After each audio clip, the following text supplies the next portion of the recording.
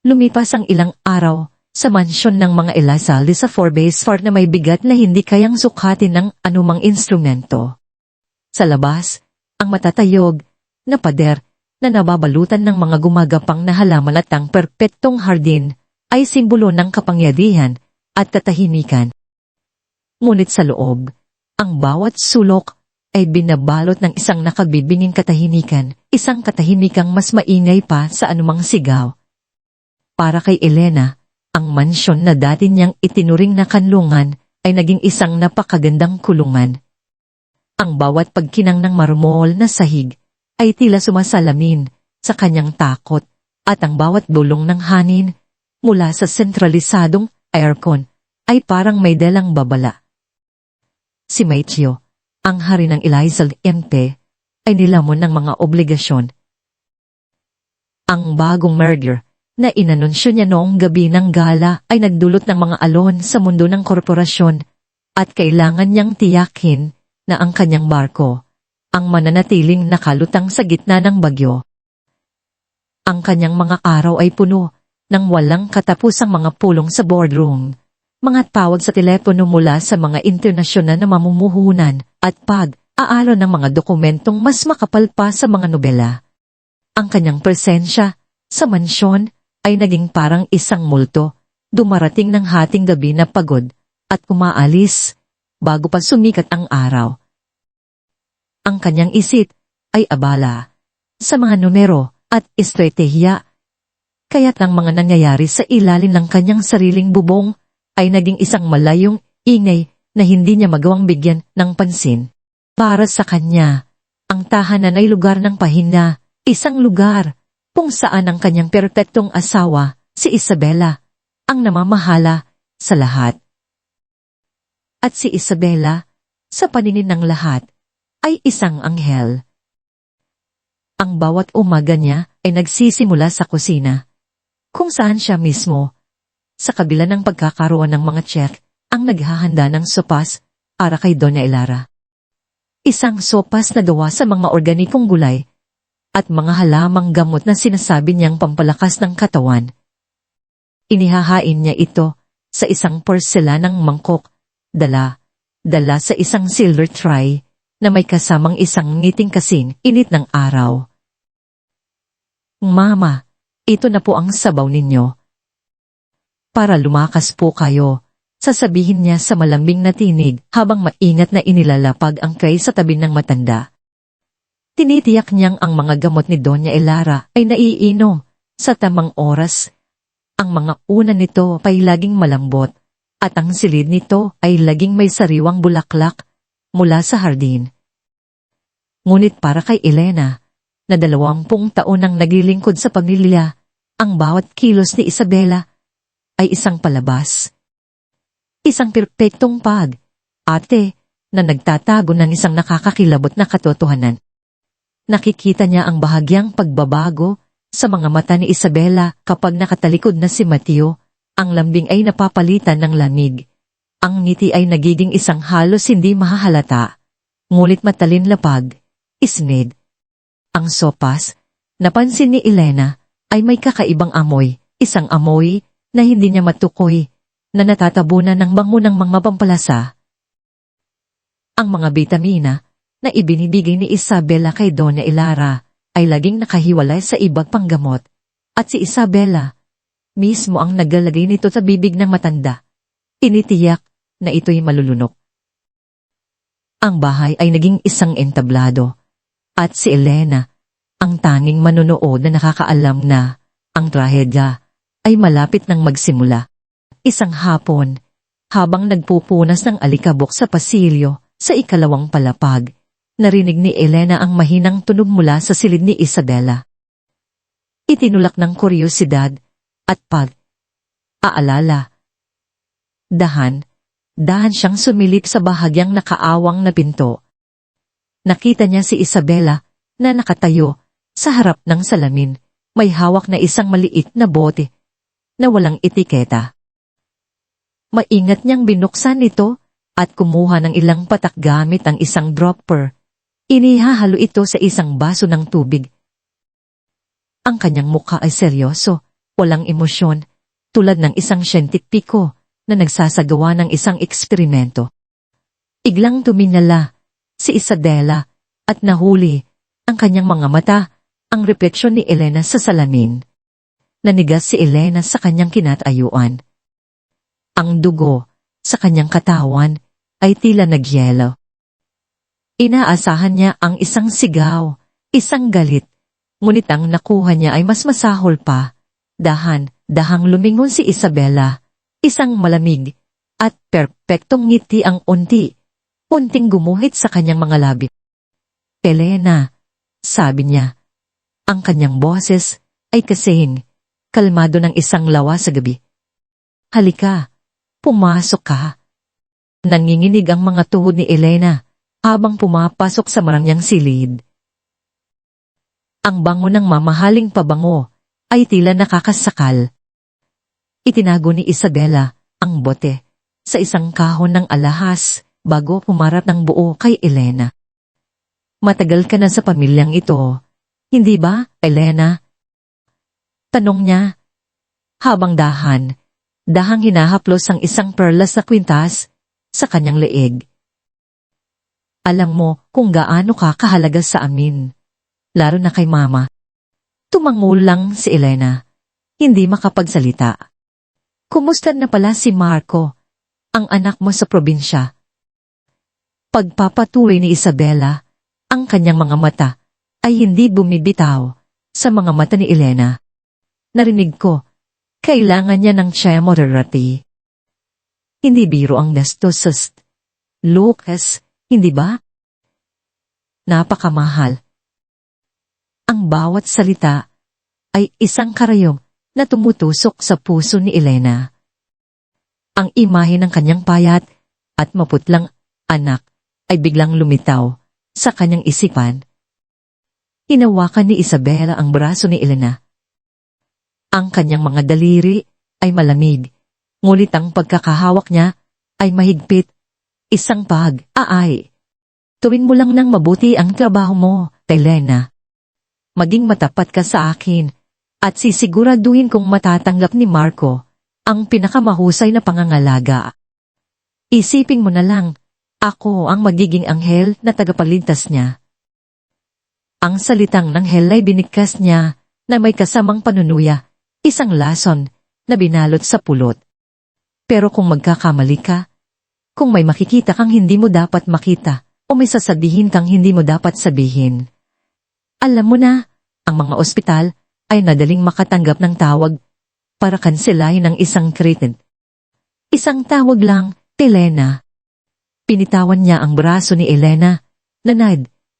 Iwan ng pakiramdam na parang nasunog. Si Elena ay naiwang nakatayo roon, hindi makagalaw, habang ang takot at kawalan ng pag-asa ay gumagapang sa kanyang buong pagkatao. Ang kanyang katapatan kay Doña Elara ay bumabanggang ngayon sa kanyang pagmamahal sa kanyang iisang anak. Si Isabela ay hindi lang nagbanta. Binigyan niya si Elena ng isang sentensya, isang tanikala na hindi nakikita, ngunit mas mabigat pa sa anumang bakal. Samantala, sa loob ng kanyang silid na napapalibutan ng mga larawan ng kanyang masayang nakaraan, si Doña Elara Elizalde ay nakikipaglaban sa isang gerang walang nakakakita. Ang dating matriarka na ang isang sarita lamang ay kayang magpayanig sa mga boardroom, ay ngayon ay isang bilanggo sa sarili niyang katawan at isipan. Alam niya, hindi siya ulyanin. Nararamdaman niya ang unting pagkalat ng lason sa kanyang sistema. Pagkatapos niyang inumin ang bitamina na ibinibigay ni Isabela tuwing gabi, ang kanyang isip ay nagiging parang maulap. Ang kanyang mga alaala ay nagiging piraso.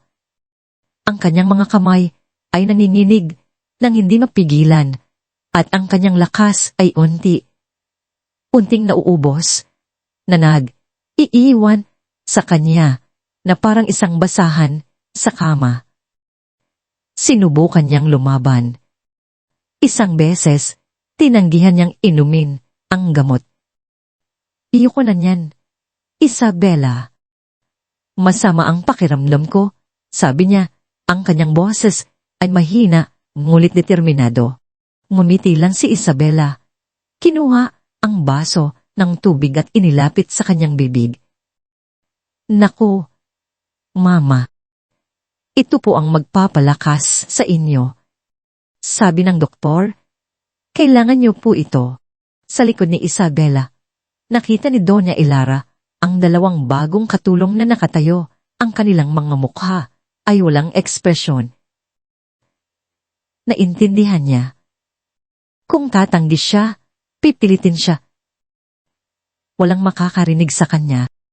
Sang-uli, napilitan siyang lunukin ng mapait na tableta ng kanyang pagkatalo. Tumating ang pagkakataon niya, isang tanghalian, kung kailan naroon si Mateo. Pihira na itong mangyari at alam ni Doña Ilara na kailangan niyang samantalahin ito. Si Isabela, gaya ng dati, ay perpero. Inihain niya ang pagkain, pinupunuan ang baso ng kanyang asawa, at inaalalayan ang kanyang biyenan. Inilapag ni Isabela ang isang matangkad na baso ng sariwang orange juice sa tabi ni Doña Ilara. Uminom po kayo, Mama. Pampalakas ng resistensya, sabi ni Isabela. Tinitigan ni Doña Ilara ang baso. Ang kulay kahit na likido ay mukhang normal, ngunit alam niya, may mali. Sa isang iglap ng despresyon at lakas ng loob, tinignan niya ng diretso ang kanyang anak, si Mateo. Ang kanyang mga mata, na dati puno ng kapangyarihan, ay ngayon ay nagmamakaawa.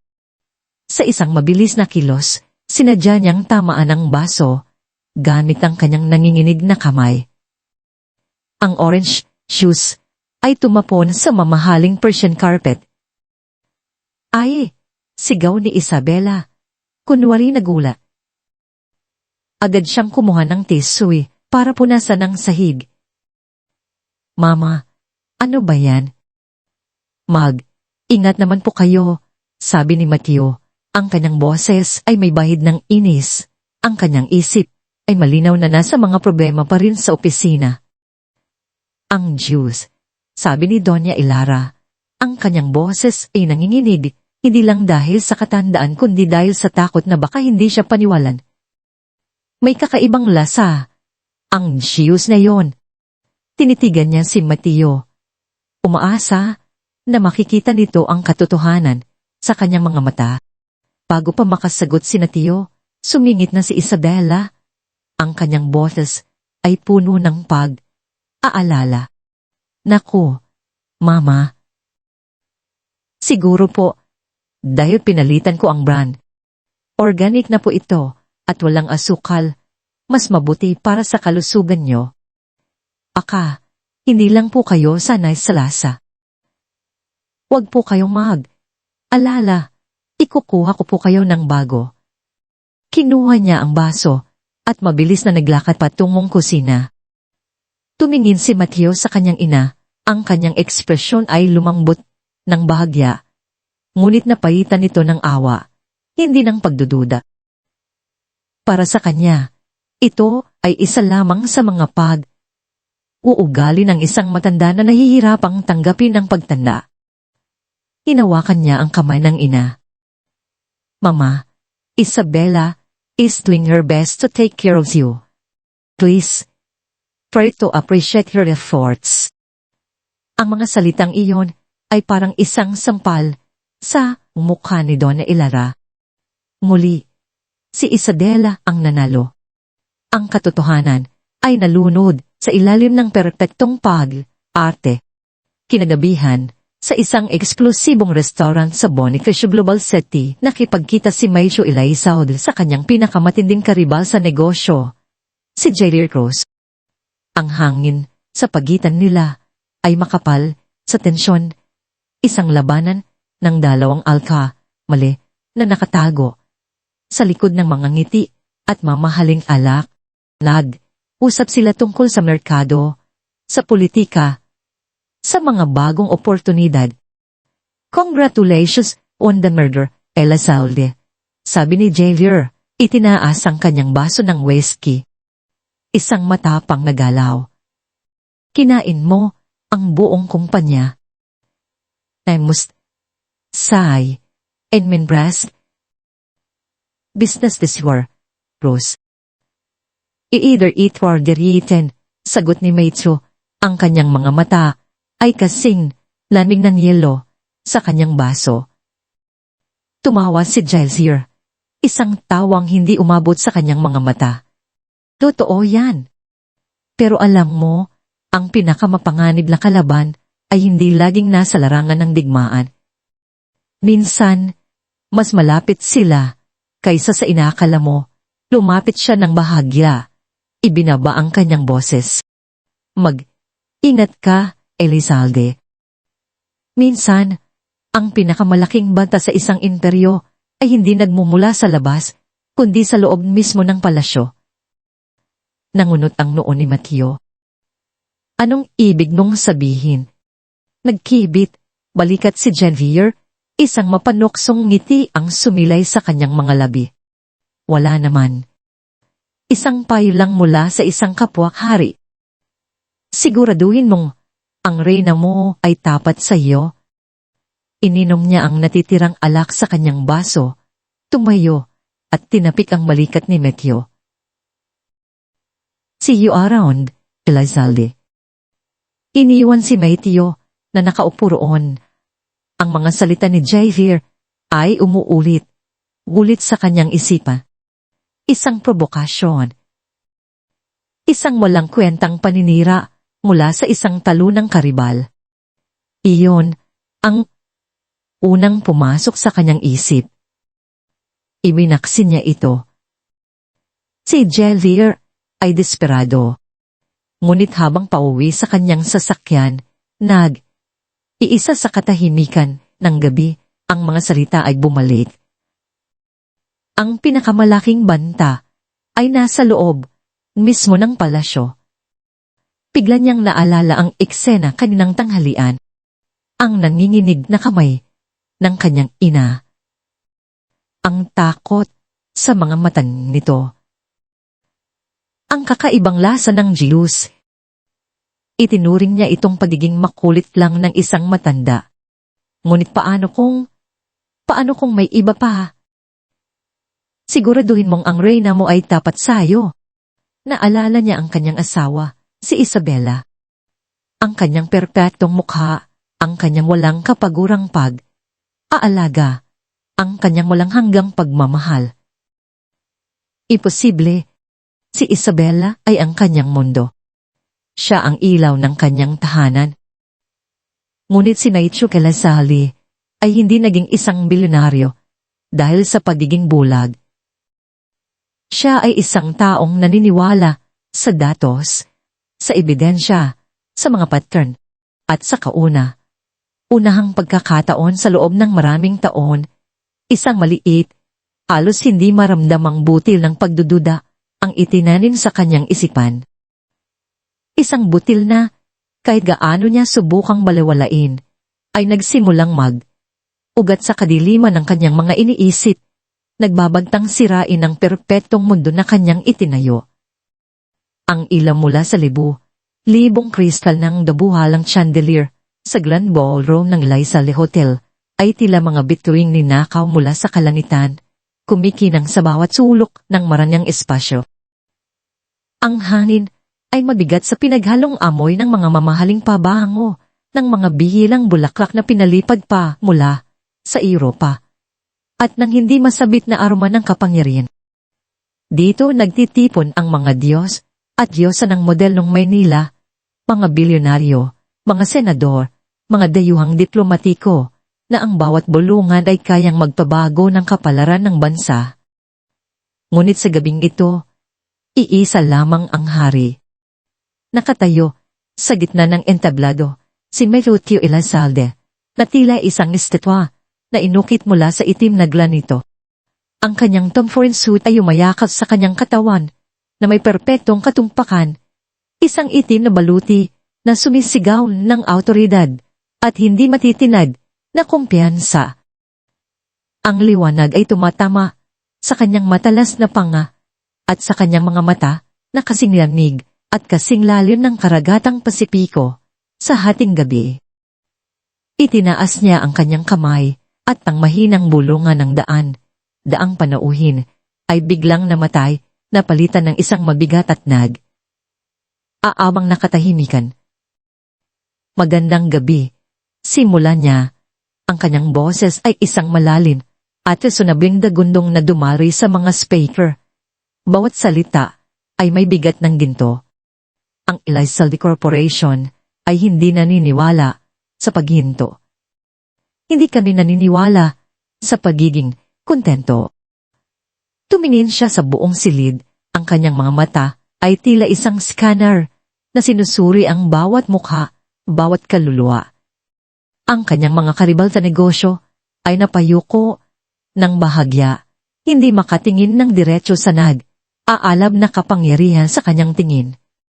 Sa gabing ito, habang ipinagdiriwang natin ang asa sa pamamagitan ng ating taunang charity gala, ipinagdiriwang din natin ang paglago. Ikinagagalak kong ipahayag ang matagumpay na akar ng Elizalde Group sa buong Aurelino Industries. Isang merger na nagkakahalaga ng 10 bilyong piso. Isang kolektibong paghina ng pagkagulat at paghanga ang bumalot sa ballroom. Ang anunsyo ay isang kidlat sa isang maaliwalas na gabi, isang power move na muling gumuhit sa mapa ng korporasyon sa Pilipinas. Sa tabi ni Mateo, si Isabela Reyes, Elizalde, ay ang perpektong imahe ng biyaya at suporta. Ang kanyang suot na high couture gown ay kumikinang na parang likidong diamante at ang ngiti sa kanyang mga labi ay mas nakakasilaw pa sa napakalaking kwintas na nakasabit sa kanyang leeg. Itinawit niya ang kanyang braso sa braso ng kanyang asawa, isang reyna sa tabi ng kanyang hari. Ang kanilang pagsasama ay isang testamento sa walang kapantay na kapangyarihan. Sila ang pinapangarap na maging ng lahat. Sila ang hindi kayang pabagsakin. Sa gitna ng palakpakan na parang kulog, sa gitna ng kanyang tagumpay, naramdaman ni Mateo ang isang bahagyang panginginig sa bulsa ng kanyang pantalon. Ang kanyang pribadong telepono. Hindi ang telepono para sa negosyo, kundi ang isa na ilan lamang ang nakakaalam ng numero. Sa isang mabilis na sulyap, nakita niya ang pangalan sa screen, Elena. Kumunot ang kanyang noo.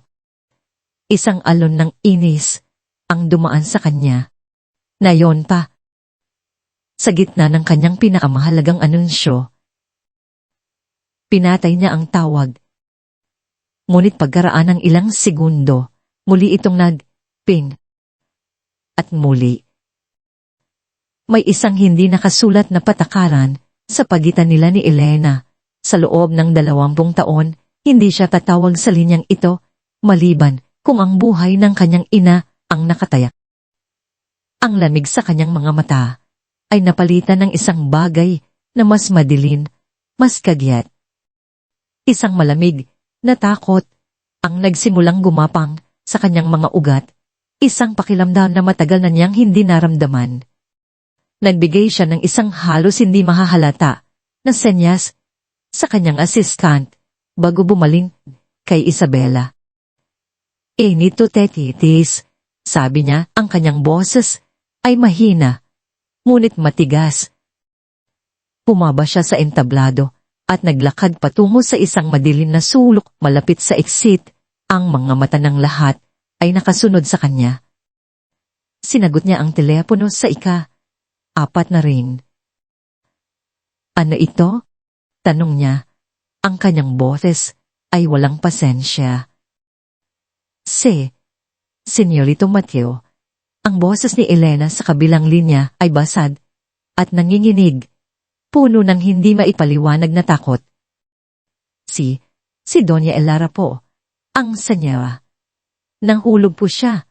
Ang bawat salita ay parang isang suntok sa sikmura ni Mateo. Ang ingay ng ballroom, ang musika, ang mga tawanan, lahat ay naglaho. Ang tanging naririnig niya ay ang mabilis na pagtibok ng kanyang puso. Saan? Anong nangyari? Sa hagdanan po. Hindi ko po alam. Pagdating ko po, nakahandusay na siya. Umahagulgol na si Elena. Senyorito, bilisan niyo po. Ang linya ay naputol. Nanigas si Mateo. Ang telepono ay mahigpit na hawak sa kanyang kamay. Ang kanyang isip ay isang bagyo ng mga imahe. Ang kanyang ina, mahina at marupok, nakahandusay sa malamig na marmol na sahig. Pumalik siya sa ballroom. Ang kanyang mukha ay isang maskara ng yelo. Ngunit ang kanyang mga mata ay aapoy sa isang bagong apoy, isang apoy ng takot at galit. Nakita agad ni Isabela ang pagbabago sa kanyang asawa. Sa isang iglap, ang perpektong hostess ay naging ang perpektong asawa. Nilapitan niya ito. Ang kanyang mukha ay puno ng pag-aalala. Pio, anong problema? Namumutla ka? Si Mama, sabi ni Natio, ang kanyang boses ay halos isang pabulong. Nang ulog siya. Kailangan nating kumuwi. Ngayon na. Walang pag-aalilangan. Kumilos si Isabela nang may kahusayan na parang isang general sa gitna ng digmaan. Ngumiti siya sa mga pinakamahalagang panauhin. Patawarin niyo kami. Mayroon lamang emergency sa pamilya. Boys, enjoy the rest of the evening. The night is still young. Ang kanyang boses ay kalmado at nakakakumbinsi na nagpapahiwatig na ito ay isang maliit na aberya lamang. Ngunit habang papalabas sila ng ballroom, papalayo, sa mga mapanuring mata, nakita ni Matthew ang totoong pag-aalala na gumuhit sa mukha nito. Sa loob ng kanilang may beach, ang katahimikan ay nakakabingi. Mabilis na tinatahak ng sasakyan ang mga kalsada ng gabi sa Manila. Ang mga ilaw ng lungsod ay dumadaan na parang mga makukulay na guhit lamang. Mahigpit na hinawakan ni Isabela ang kamay ni Matthew. Ang kanyang kamay ay malamig. Sinabihan ko na si Mama na magpahinga. Sabi niya, ang kanyang boses ay nanginginig sa pagsisisi. Masyado siyang matigas ang ulo. Dapat hindi ko siya iniwan mag-isa. Kasalanan ko to. Tumingin siya kay Mateo. Ang kanyang mga mata ay kumikinang sa mga luhang hindi pa pumapatak. Huwag kang mag-alala, iyo. Ako ang bahala sa lahat. Tatawag ako ng pinakamagaling na doktor. Haalagaan ko siya. Hindi ako aalis sa tabi niya. Ipinapangako. Tumango lang si Mateo. Ang kanyang isip ay malayo. Ang mga salita ni Isabela ay dapat sana'y nakapagpakalma sa kanya. Ngunit sa halip, ang mga salita ng kanyang karibal, si J. Lear Cruz, ang umalingaw sa kanyang isipan. Ang pinakamalaking banta ay nasa loob mismo ng palasyo. Iwinaksin niya ang isiping iyon. Kalukuhan. Si Isabela ay nababalisa lamang. Mahal na mahal nito ang kanyang ina. Nang bumukas ang malalaking tarangkahan ng kanilang mansyon sa Forbes Park, ang pakiramdam ng pagmamadali ay naging isang mabigat na pangamba. Sinalubong sila ng mga katulong na may mga mukhang puno ng takot. Si Elena ay nakatayo sa may pintuan. Ang kanyang mukha ay basa sa luha. Nasaan siya? Tanong ni Mateo. Ang kanyang boses ay matigas. Itinuro ni Elena ang sala. Mabilis na pumasok si Mateo. Handa sa pinakamasamang makikita. Ngunit ang nakita niya ay hindi isang babaeng nakahandusay at duguan. Sigaw na Elara ay nakaupo sa isang malaking armchair, nakabalot sa isang cashmere blanket. Mukha siyang pagod at mahina. Ang kulay sa kanyang mukha ay wala, ngunit wala siyang galos. Walang anumang senyales ng isang matinding pagkahulog. Sa tabi niya ay isang lalaking hindi pamilyar. Kay Maiso, nakasuot ng puting coat ng doktor, sinusuri ang blood pressure ng matanda. Tumingala ang doktor nang pumasok si Maityo at Isabela. Yes, Elizalde. Isas, Elizalde. Bati ng doktor, ngumiti ng may kasiguruhan. Mabuti, nakarating kayo. Anong nangyayari? Ayos lang ba siya? Diretsong tanong ni Mateo. Ang kanyang mga mata ay nakatuon sa ina. Uminahon po kayo, sir. Sabi ng doktor, walang dapat ikabahala. Pahagyang tumaas lang ang kanyang presyon, normal, para sa kanyang edad. Medyo nahilo siya at nawala ng balanse, ngunit mabuti na lang at nasaro siya ng mga unan sa paanan ng hagdan. Walang nabaling buto, walang seryosong pinsala. Ang inyong asawa, si Mrs. Elizalde, ay napakagaling. Tinawagan niya ako agad at naibigay ang lahat ng impormasyon na kailangan ko. She handled the situation perfectly. Napabuntong, hininga si Maityo, isang bigat na hindi niya namalayang pasan. Pasan ay tila nabunutan mula sa kanyang mga balikat. Lumapit siya sa kanyang ina at hinawakan ng kamay nito. Malamig ito. Mama, are you okay? Dahang tumingin si Doña Elara sa kanyang anak. Mayroong isang bagay sa kanyang mga mata, isang takot, isang pagmamakaawa, na hindi maintindihan ni Mateo. Sinubukan niyang magsalita, ngunit tanging isang mahinang tunog lamang ang lumabas sa kanyang bibig. He's just shaken, malambing na sabi ni Isabela. Lumuhod sa tabi ng upuan ni Doña Elara at hinapros ang buhok nito. Kailangan lang niya ng pahinga. Ako na po ang bahala kay Mama. Magpahinga na po tayo, Mama. Ihahatid ko po kayo sa inyong silid. Tumango si Mateo. Ang kanyang isip ay bumalik sa negosyo, sa murder, sa mga problemang kailangan niyang harapin bukas. Ang krisis ay tapos na. Ang kanyang atensyon ay kailangan sa ibang lugar. Habang tumatalikod siya para kausapin ng doktor tungkol sa mga susunod na hakbang, hindi niya nakita. Hindi niya napansin ang sandaling iyon, ang isang iglap na nagalaman ng lahat ng katotohanan. Hindi niya nakita ang tingin na ipinukol ni Elena kay Isabela habang inaakay nito si Doña Elara. Isang tingin ng turong takot at pagkasuklam. At hindi niya nakita ang tingin na isinukli ni Isabela kay Elena. Walang salita, walang tunog. Ngunit ang mensahe ay malinaw na parang kristal. Isang malamig, matagumpay na ngiti ang dumaan sa mga labi ni Isabela, isang ngiti na hindi para sa kanyang asawa, hindi para sa doktor, kundi para lamang sa matandang katulong. Isang ngiting nagsasabing, nanalo ako. Subukan mo akong kalabanin, at makikita mo. Bumagsak ang gabi sa Forbes Park, isang kumot ng kadiliman na bumalot sa Maranyang mansyon. Para kay Maityo Elazal, ito ay ang pagtatapos ng isa na namang nakakapagod, ngunit matagumpay na araw. Ngunit sa ilalim ng payapang panlabas na anyo, isang nakamamatay na laro, ang nagsimula pa lamang, isang liyen na nababalot sa mga anino, naghihintay na maningil sa tamang panahon. Lumipas ang ilang araw sa mansyon ng mga Elizalde na nababalot sa isang nakabibinging katahimikan. Sa panlabas ang lahat ay perpekto.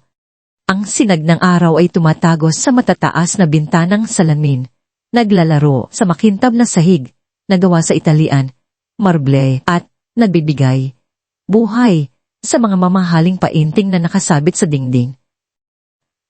Ang mga hardinero ay abala sa pahag, aalagas sa mga perpektong bulaklak, at ang amoy ng bagong lutong tinapay mula sa kusina ay lumulutang sa hangin. Ito ay isang larawan ng karangyaan at kapayapan. Ngunit para kay Elena, ang bawat anino sa pasilyo ay tila humahaba, at ang bawat katahimikan ay may bigat ng isang hindi masambit na lihim. Ang mansyon ay hindi na isang tahanan, ito ay naging isang ginintuang kulungan. Si Mateo ay nilamon ng kanyang interior. Ang pag-aktar sa Adelino Industries ay nagbulot ng isang tsunami ng trabaho, mga pulong sa hating gabi, walang katapusang mga papeles, at mga biyahe sa ibang bansa na walang pasabi.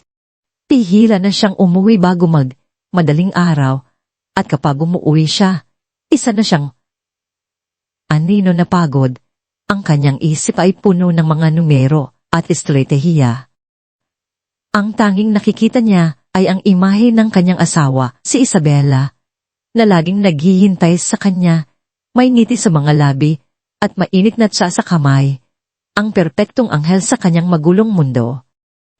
Si Isabela naman ay ginampanan ng papel ng arugang manugang ng may perpektong dedikasyon.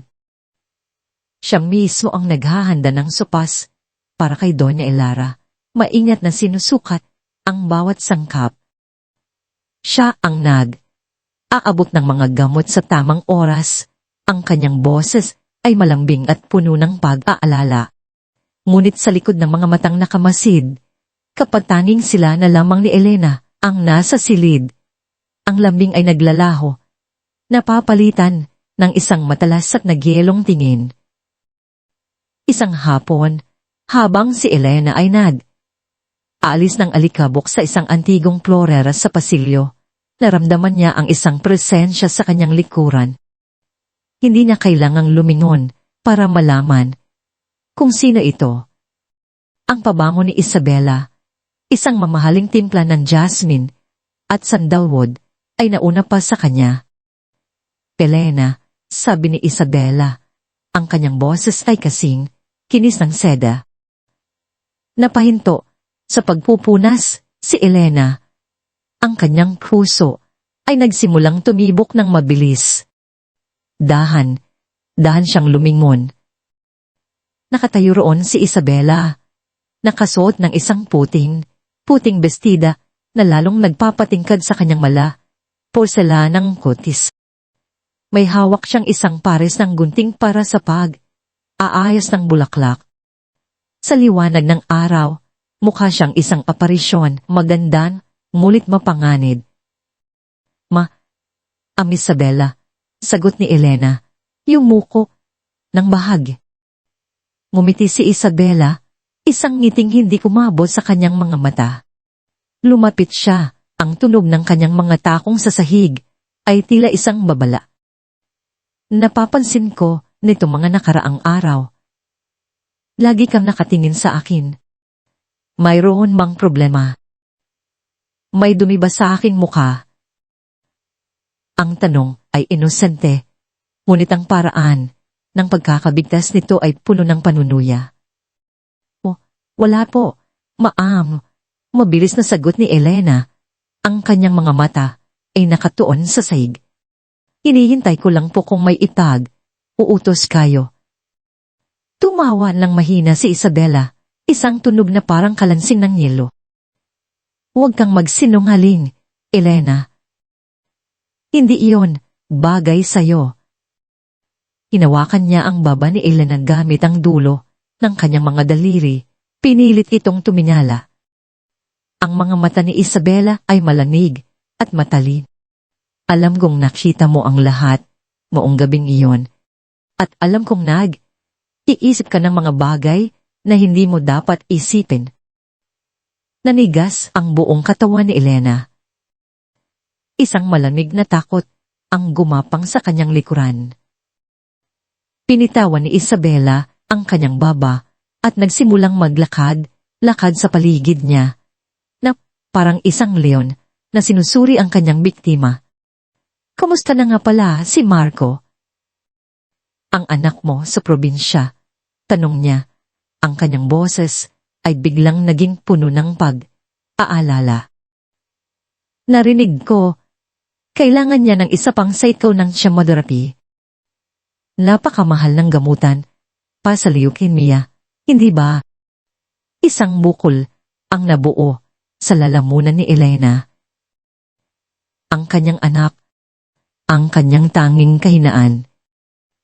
Uminto si Isabela sa kanyang harapan, ang kanyang mukha ay ilang pulgada na lang ang layo. Ang Luke's Medical Center ay may pinakamagagaling na oncologist sa buong Asya.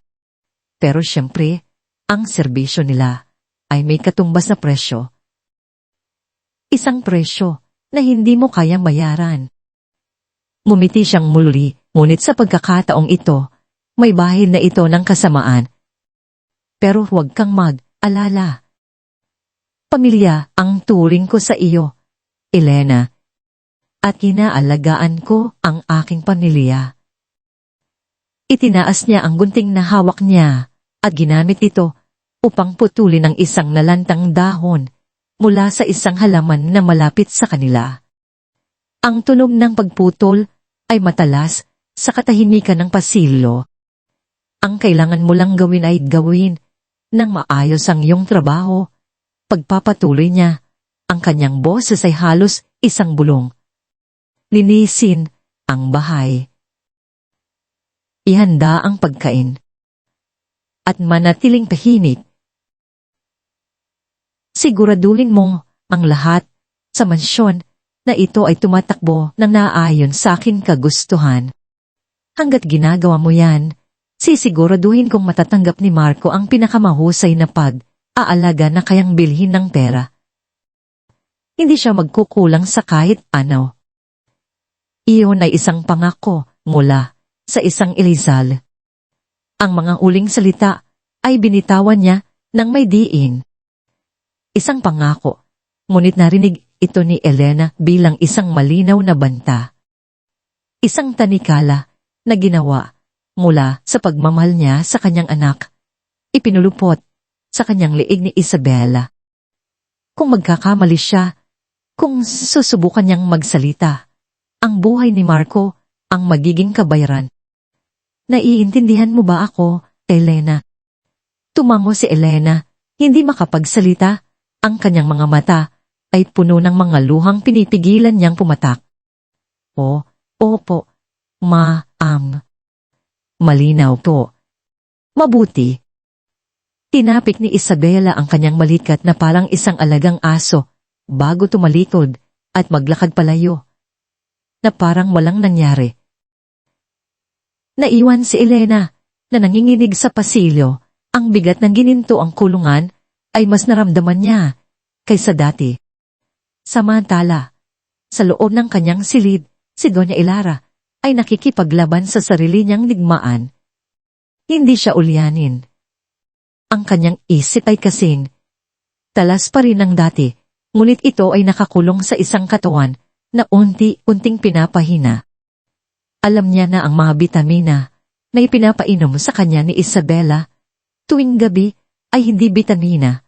Pagkatapos niyang inumin ang mga iyon, isang kakaibang antok ang bumabalot sa kanya, isang hamog na nagpapalabo sa kanyang mga iniisip at nagpapamanhid sa kanyang mga pandama. Ang kanyang mga kamay ay nagsisimulang manginig at ang kanyang mga salita ay nawawala. Bago pa man niya ito mabigas, desidido siyang lumaban. Kailangan niyang maabot ang kanyang anak. Kailangan niyang maipakita kay Matthew ang katotohanan. Bago mahuli ang lahat. Ang pagkakataon ay dumating isang tanghalian. Si Matthew, sa isang pambihirang pagkakataon ay umuwi para kumain. Ang hapag, kainan ay puno ng masasarap na pagkain, inihaw na isda, sariwang ensalada, at mainit na sabaw. Ngunit ang mga mata ni Doña Ilara ay nakatuon lamang sa isang bagay, ang isang matangkad na baso ng orange juice na inilagay ni Isabela sa kanyang tabi. Ang kulay nito ay matingkad, ngunit alam niya na sa loob niyon ay may nakatagong lason. Mama, ano ba yan? Ingat naman to kayo, Sabi ni Matthew, ang kanyang boses ay may bahid ng inis. Ang kanyang isip ay malinaw na nasa mga problema pa rin sa opisina. Sa isang iglap ng determinasyon, sinadya ni Doña Elara na itabig ang baso. Ang malamig na likido ay tumapon sa puting mantel, kumakalat, na parang isang mansya ng dugo.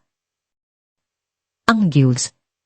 Sabi ni Doña Elara, ang kanyang boses ay nanginginig, hindi lang dahil sa katandaan kundi dahil sa takot na baka hindi siya paniwalaan. May kakaibang lasa. Ang Diyos ngayon. Tinitigan niya si Matthew, umaasa na makikita nito ang katotohanan sa kanyang mga mata. Bago pa makasagot si Matthew, sumingit na si Isabela. Ang kanyang boses ay puno ng pag-aalala. Nako, Mama. Siguro po, dahil pinalitan ko ang brand. Organic na po ito, at walang asukal. Mas mabuti para sa kalusugan niyo.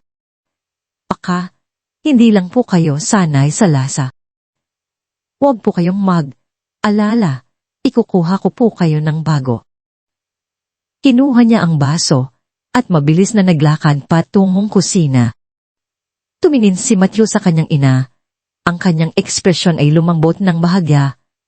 Ngunit napalitan nito ng awa, hindi ng pagdududa. Para sa kanya, ito ay isa lamang sa mga pag-uugali ng isang matanda na nahihirapang tanggapin ang pagtanda. Hinawakan niya ang kamay ng ina. Mama, Isabela, is doing her best to take care of you. Please, try to appreciate her efforts. Ang mga salitang iyon ay parang isang sampal sa mukha ni Doña Elara. Muli, si Isabela ang nanalo. Ang katotohanan ay nalunod sa ilalim ng perpektong pag-ate. Kinagabihan, sa isang eksklusibong restaurant sa Bonifacio Global City, nakipagkita si Metso Elizal sa kanyang pinakamatinding karibal sa negosyo, si Javier Cruz.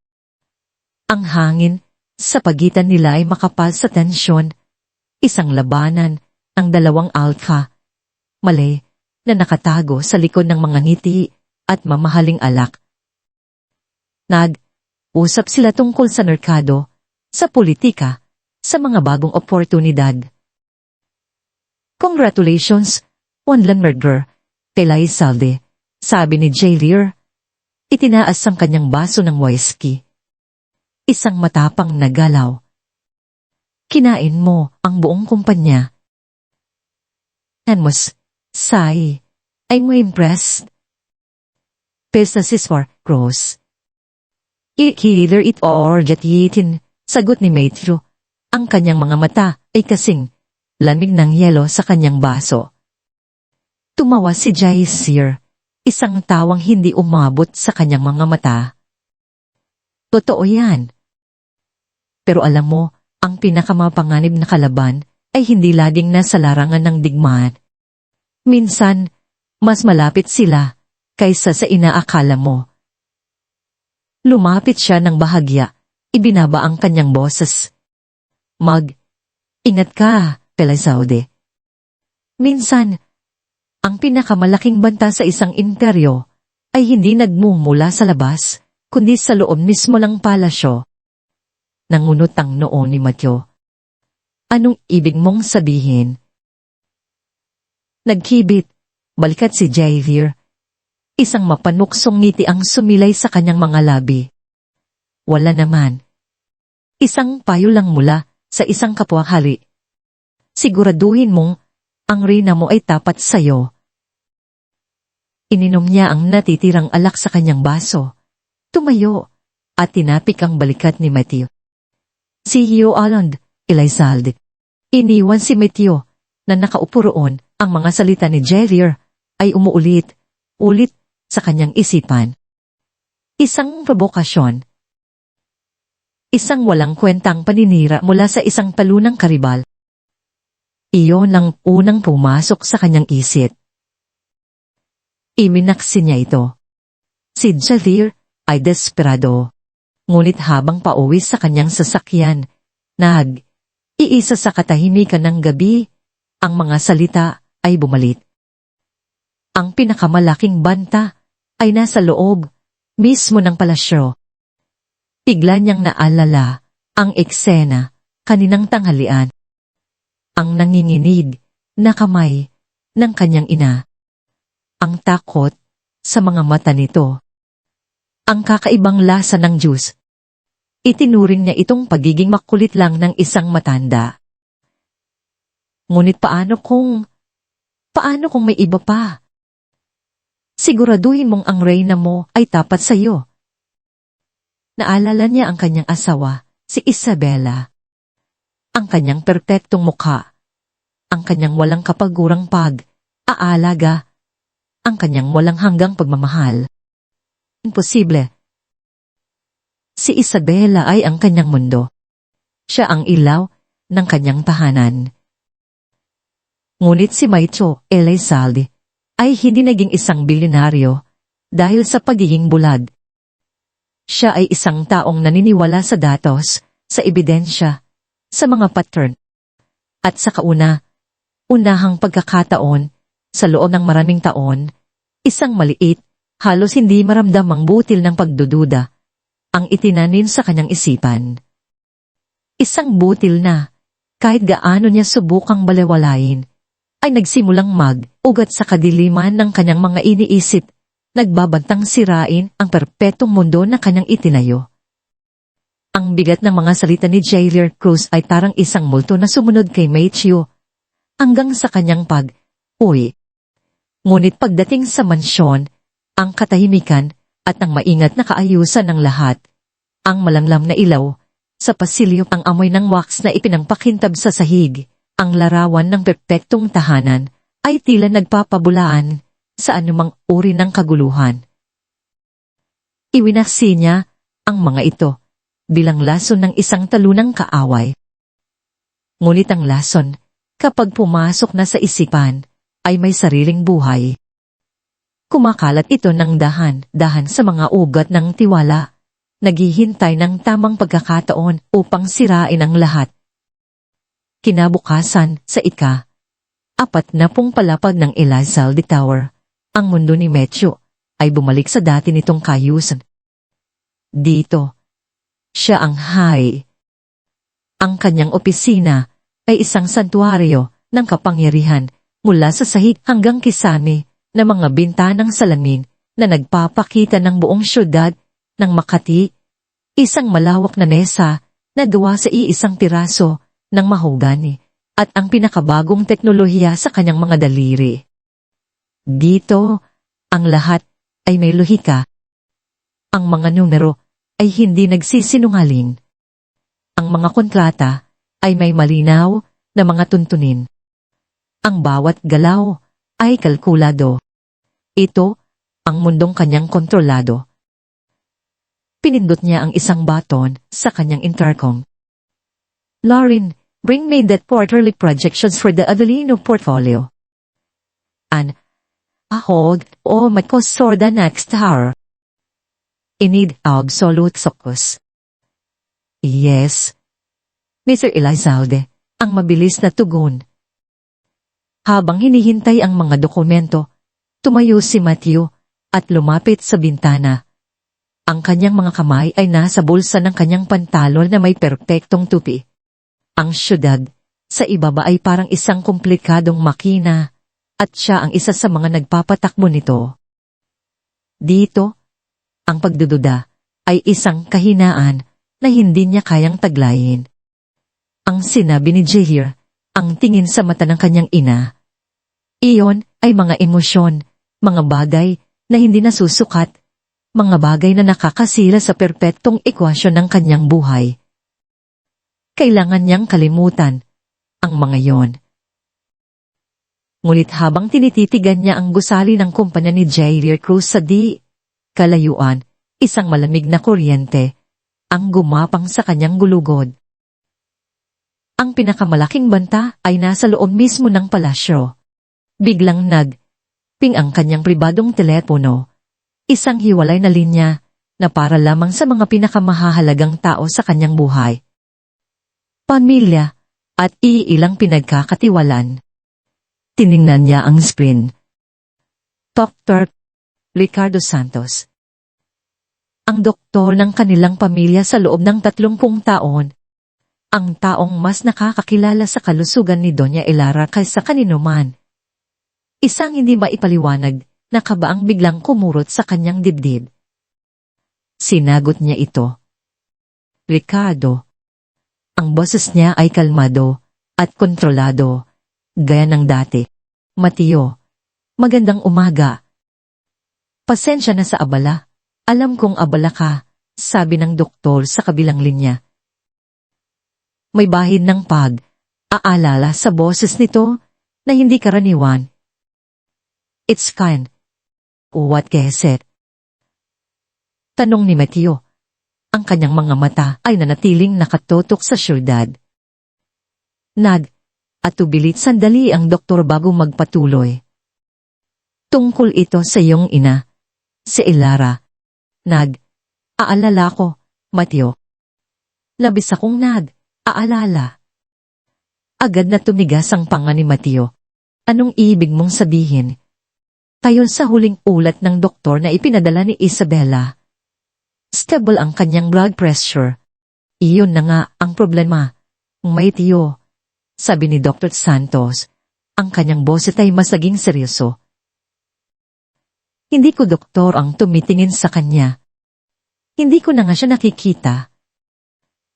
3 beses nang kinansela ni Isabela ang kanyang lingguang check-up.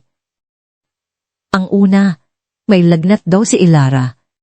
Ang pangalawa, masama raw ang pakiramdam. At kaninang umaga lang, ang pangatlo, kailangan daw niyang magpahinga. Naiintindihan ko ang mga dahilan, pero hindi ito tama. Nagsimulang bumilis ang tibok ng puso ni Mateo, isang mabagal at malakas na ritmo na parang tambol ng digmal. Anong punto mo, Ricardo? Ang punto ko, Mateo, ay ito. Kung talagang masama ang pakiramdam ng iyong ina, iyon mismo ang dahilan kung bakit kailangan ko siyang makita. Hindi ako maaring magbigay ng tamang gamot o payo kung hindi ko siya personal na masusuri. Mayroon akong mga resulta ng laboratorio na kailangan naming pag-usapan. Ang protocol para sa kanyang kondisyon ay nangangailangan ng regular na pagsubaybay. Ang ginagawa ni Isabela, kahit gaano pa kabuti ang kanyang intensyon, ay mapanganib. Hindi ito, Ama. Bawat salita ni Dr. Santos ay parang isang pako na ibinabaon sa isipan ni Mateo. Ang pagdududa na pilit niyang ibinaon ay biglang umusbong, isang nakalalasong baging na gumagapang sa kanyang buong pagkatao. Ang mga kinanselang appointment. Ang bagong doktor, noong gabi ng pagkahulog. Ang kakaibang lasa ng juice. Ang takot sa mga mata ng kanyang ina. Ang mga piraso ng palaisipan ay nagsimulang magkabit, bumubuo ng isang larawan na napakapangit, napakadilim, na halos hindi na kayang haratin. Mateo, andyan ka pa ba? Tanong ng doktor. Yes, sagot ni Mateo. Ang kanyang boses ay bumaba sa isang mapanganib na bulong. Salamat sa pagtawag, Ricardo. I will handle this. Ibinaba niya ang telepono. Hindi na hinintay ang sagot ng doktor. Ang init ng dugo ng isang Elizalde, ang instinct ng isang Maninila, ay biglang nagising. Hindi na siya ang asawang bulagan. Siya na ngayon ang CEO na humaharap sa isang posibleng pagtataksil sa pinakamataas na antas. Pinindot niya ang isa pang button sa kanyang telepono. Isang naka-encrypt na linya na direktang kumukonekta sa pinuno ng kanyang security division. Si Ramos, isang dating korona ng militar na ang katapatan ay nasa kanya lamang, hindi sa kumpanya. Ramos, sabi ni Mateo, ang kanyang boses ay kasing tulis ng isang kutsilyo. Sir, ang sagot mula sa kabilang linya. Walang tanong. Naghihintay lang ng utos. Kailangan ko ng full background check at surveillance. Disente, walang bakas. Target, Isabela Reyes, Elizalde. Gusto kong malaman ang lahat. Bawat transaksyon sa credit card, bawat tawag sa telepono, bawat text message, bawat taong kanyang kinausap sa loob ng huling 3 buwan. Gusto kong malaman kung saan siya kumukuha ng gamot ng aking ina, kung sino ang doktor na dinala niya sa bahay noong isang gabi. Alamin mo kung may mga utang siya, pangalihim na bank account, kahit ano. Walang bato na hindi mo babaliktarin. I want the report on my desk in 24 hours. Isang sandali ng katahimikan ang sumunod, ang tanging senyales na kahit si Ramos ay nagulat sa utos. Ngunit ang kanyang profesionalismo ay nanaig. Understood, sir. Absolute discretion. Guit. Utos ni Matthew bago ibaba ang tawag. Umupo siya sa kanyang silya. Ang kanyang mga kamay ay magkadikit sa ibabaw ng mesa. Ang anyo niya ay kalmado, ngunit sa loob niya, isang bagyo ng yelo ang nabubuo. Siya ay isang taong sanay sa digmaan, sa boardroom, ngunit ngayon, napilitan siyang dalhin ang digmaang iyon sa loob ng kanyang sariling tahanan. At sa digmaang ito, hindi siya maahing matalo.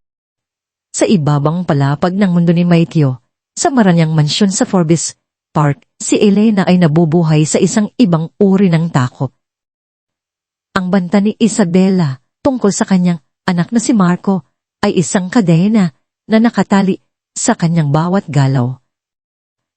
Ang kanyang trabaho ay naging isang pag-arte, isang ngiti sa harap ni Isabela. Isang tango sa bawat utos, habang ang kanyang puso ay puno ng pag-aalala para kay Doña Elena. Nakikita niya ang unting paghina ng matanda. Mas madalas na itong tulog, at kapag gising, ang mga mata nito ay parang may ulap. Ang isipan ay tila nasa malayo. Ang dating matalas na dila at malakas na presensya ng matriarch ng Elizalde ay napalitan ng isang marupok na katahimikan. At si Elena ay walang magawa, kundi panoorin ito, isang bilanggo ng kanyang sariling pagmamahal sa anak. Isang hapon, habang si Doña Elara ay natutulog, inutusan ni Isabela si Elena na maglinis ng master suite. Ito ay isang lugar na bihirang pasukin ni Elena dahil may ibang nakatalaga rito. Ngunit ngayon, si Isabela mismo ang utos. Gusto kong linisin mo ang bawat sulok, Elena. Lalo na ang aking walk-in closet. Siguraduhin mong walang alikabok. Habang naglilinis, ang kuso ni Elena ay hindi mapakali. Ang silid ay perpekto, malamig, at walang makasang personal na init. Parang isang showroom ng hotel. Nang pumasok siya sa malawak na walk-in closet, na kasing laki ng isang ordinaryong silid, napalibutan siya ng mga hilera, ang mga damit mula sa mga sikat na designer, mga sapatos na nagkakahalaga ng isang taon niyang sahod, at mga bag na pamilyar sa kanya mula sa mga magasin. Sa isang sulok ay ang ganititebo ni Isabela, puno ng mga mamahaling pabango at pampaganda. Habang pinupunasan niya ito, isang bagay ang nahagip ng kanyang mata. Isang kahon ng alahas na yaris sa pelos, bahagyang nakabukas. Ito ang kahon para sa isang kwintas na may diamante na ibinigay ni Matthew kay Isabela noong kanilang anibersaryo. Ngunit sa loob, sa halip na kumikinang na alahas, mayroong isang bagay na iba. Naninginig ang mga kamay. Dahan niyang binuksan ng takip. Sa loob, nakapatong sa malambot na seda, ay isang blaster pack ng gamot. Halos ubos na. Tinitigan niya ang pangalan na nakasulat sa maliliit na letra. Ponasipam. Tong. Hindi niya alam kung ano ito. Ngunit, ang kanyang instinct ay sumisigaw na ito ay mali. Mali ito. Kinuha niya ang kanyang lumang cellphone mula sa kanyang bulsa. Ang kanyang puso ay dumadagundong sa kanyang dibdib. Nanginginig, kinunan niya ito ng litrato, paulit-ulit. Mula sa iba't ibang anggulo. Tinitiyak na malinaw ang pangalan at ang dosis. Alam niyang hindi niya ito maaaring ibigay ng direkta kay Mateo. Aharangin siya ni Isabela. Itatanggi nito ang lahat.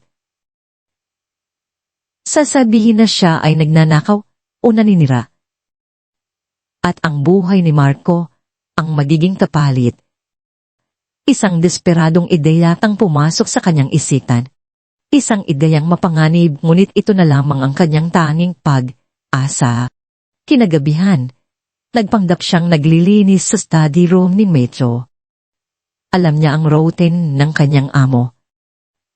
Gabi, bago matulog, binabasa nito ang isang folder ng mga mahahalagang dokumento na inihahanda ng kanyang sekretarya.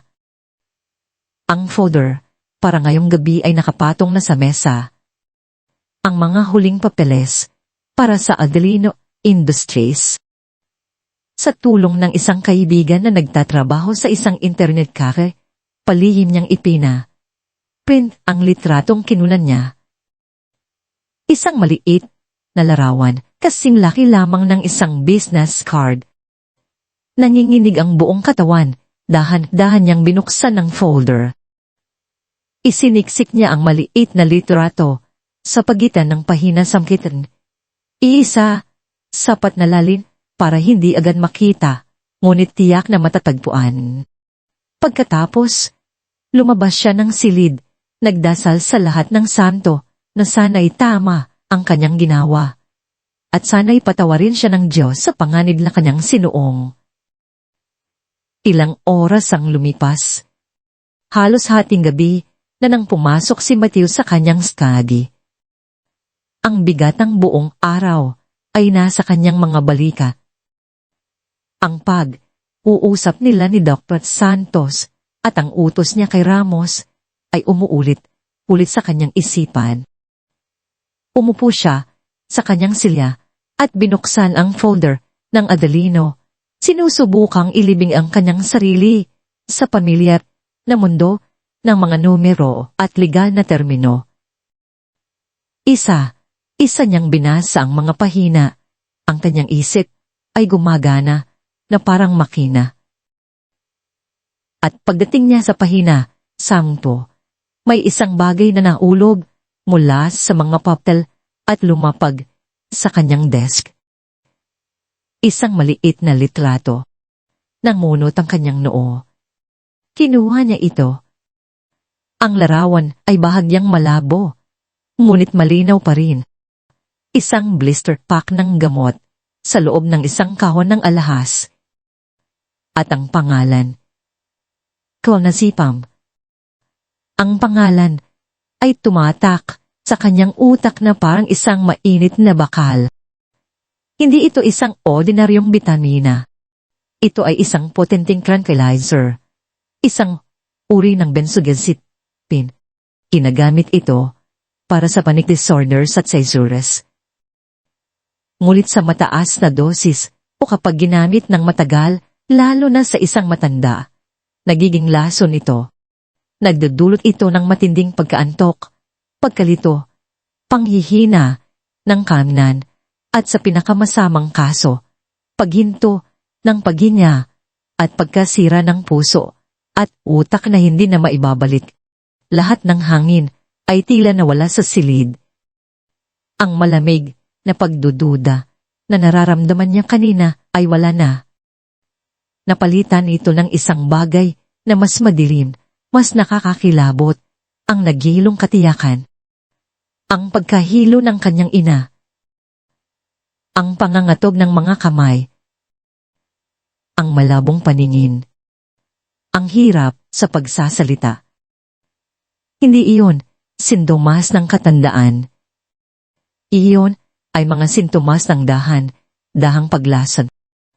Ang pag-ibig na inalay niya kay Isabela, ang tiwalang ibinigay niya ng buong buo, ang perpektong imahe nito sa kanyang isipan, lahat ay gumuho sa isang ilap. Ang natira ay ang pangit na katotohanan. Ang kanyang pagiging bulag ay naging kasangkapan sa isang krimen. Ang pag-ibig niya ang halos pumatay sa sarili niyang ina. Ang temperatura sa study ay tila bumagsak ng ilang degree. Walang sigaw. Walang galit na sumabog. Ang namuo sa loob ni Matthew Elizalde ay isang bagay na mas masahol pa, isang kalamado, tahimik, at nakamamatay na puot. Isang puot na kasing lamig ng yelo sa pinakamalalim na bahagi ng karagatan, naghihintay na wasakin ang lahat sa landas nito.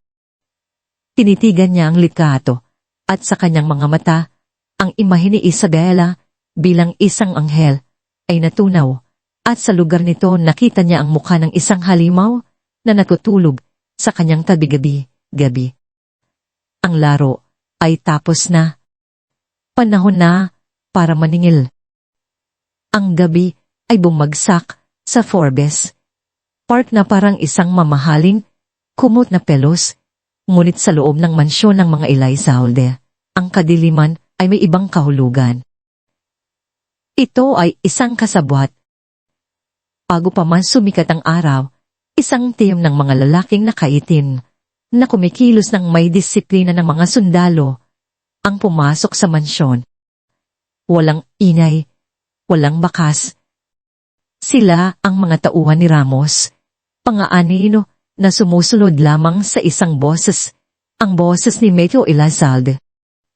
Sa loob ng wala pang isang oras, ang bawat sulok ng silid, kainan at kusina ay nalagyan na ng mga high definition, pin, size na kamera at mikropono na nakatago sa likod ng mga painting, sa loob ng mga palamuting porselana, at maging sa gitna ng grandiosong chandelier na nakabitin sa ibabaw ng hapag.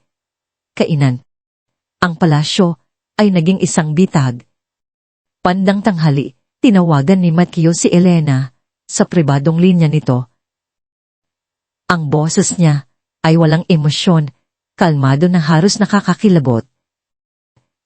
Elena. Napaigtad si Elena. Hawak ang telepono na parang isang mainit na bakal. Senyorito Matthew, mamayang gabi, gawin mo ang lahat ng sasabihin ko. Huwag kang magtatanong. Huwag kang magpapakita ng takot, utos ni Matthew. Ang bawat salita ay parang isang matalim na piraso ng yelo. Maghahanda si Isabela ng hapunan. Tulungan mo siya gaya ng dati. Ihanda mo ang lahat ng kanyang iutos. Kung may ilalagay siya sa inumin o pagkain ni Mommy, hayaan mo siya. Naintindihan mo ba? Nagsimulang maninig ang mga kamay ni Elena. Ang kanyang pinakamasamang hinala ay kinukumpirma mismo ng amo. Pero senyorito, si Doña Elara, gawin mo ang sinabi ko, putol ni Mateo. Ang kanyang boses ay hindi iwan ng puwang para sa pagtutol. Walang mangyayaring masama sa aking ina. Initiyak ko sa iyo. Ang kailangan ko lang sa iyo ay ang iyong katapatan at ang iyong pananahimik hanggang sa oras na yon. Kaya mo ba yon, Elena? Tumulo ang luha sa mga mata ni Elena, ngunit hindi ito luha ng takot, kundi ng biglaang pag-asa. Sa wakas, may gagawin na ang hari. Popo, senyorito. Gagawin ko po. Good, sabi ni Matthew bago ibaba ang telepono. Ilang oras pagkatapos, bumalik si Matthew sa mansyon, mas maaga kaysa karaniwan. Sa kanyang mga kamay ay isang patag na kahon mula sa isang kilalang alahas. Natagpuan niya si Isabela sa sala, nagbabasa ng isang fashion magazine. Teo, maaga ka, sabi ni Isabela. Ang kanyang ngiti ay kasing perpekto ng dati. Lumapit siya upang halikan ito. Ngunit bahagya lang itong tumugon. Mayroon akong isang bagay para sa iyo, sabi ni Mateo. Iniabot ang kahon. Nagliwanag ang mga mata ni Isabela. Pinuksan niya ito at tumambad sa kanya ang isang kwintas na may mga sapiro. Kasing lalim ng kulay ng karagatan sa hating gabi na pinalilibutan ng maliliit na brilyante. Oh, Mateo, napakaganda! Para saan ito? Para sa iyong aalaga kay Mami, sabi ni Mateo. Ang kanyang mga mata ay madilim at hindi nabasa. Naisip ko, dapat tayong magkaroon ng isang espesyal na hapunan ngayong gabi. Tayong tatlo lang. Para magpasalamat sa lahat ng iyong sakripisyo. Ang puso ni Isabela ay lumundag sa tuwa. Ito na yun. Ang kanyang tagumpay. Si Mateo ay lubosang nasa ilalim ng kanyang kapangyarihan. Ang matanda ay malapit ng maging isang alaala na lamang at ang buong imperyo ng Elizalde ay mapupunta sa kanya. Siyempre, mahal. Ako mismo ang maghahanda. Isang bagay na espesyal para sa ating tatlo. Pumasok siya sa kusina. Ang kanyang puso ay puno ng pagtatagumpay. Hindi niya napansin ang paraan ng pagsunod ng tingin ni Mateo sa kanya. Hindi tingin ng pagmamahal, kundi tingin ng isang mga naso na pinapanood ang kanyang biktima na pumasok diretso sa patibong. Sa kusina, si Isabela ay kumilos na parang isang rina sa kanyang kahayaan.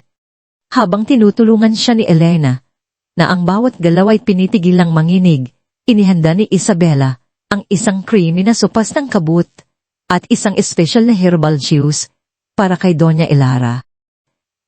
Para sa mas mahimbing na tulog niya, sabi ni Isabela kay Elena na may matamis na ngiti na hindi alam na bawat salita niya ay naitatala. Nang walang nakatingin, kinuha ni Isabela ang isang maliit na bote mula sa kanyang bulsa.